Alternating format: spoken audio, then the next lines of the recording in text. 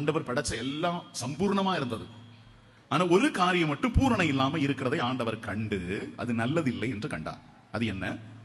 இந்த மனுஷன் தனியா இருக்கக்கூடாது அப்படின்னு சொல்லிட்டு அந்த மனுஷனை உறங்க வைத்து அவனுடைய விழாவிலிருந்து ஒரு எலும்பை எடுத்து ஒரு பெண்ணை உண்டாக்கி ஆதாமை எழுப்பி அந்த பெண்ணை ஆதாமுக்கு கொடுக்கிறார். முதல்ல குடும்பத்தை உண்டாக்குனது யாருதான்? ஆண்டவர் தான். அப்போ குடும்பம் என்பது தெய்வத்தினுடைய கரத்தினுடைய நேரடி படைப்பது. இப்போ ஒரு பையனும் ஒரு பொண்ணையும் இணைத்து ஒரு திருமணம் முடிச்சு வைக்கிறீங்க, ஒரு குடும்பம் அங்க உருவாகுதுன்னு வச்சுக்கிடுங்களேன். அது ஏதோ நம்ம மனுஷிக முயற்சி அப்படின்னு நினைக்காதீங்க.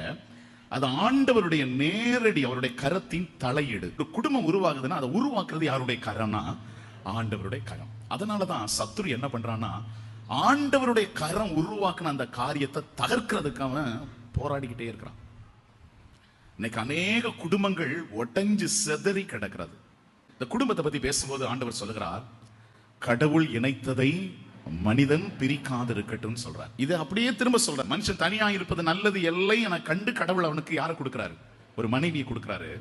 அவங்க தனியா இருக்கிறது நல்லது இல்லை அப்படிங்கிறதையும், அப்படி மனுஷன் கடவுள் இணைச்சதை பிரிக்க கூடாது என்பதையும் ஆண்டவர் பேசுகிறார்.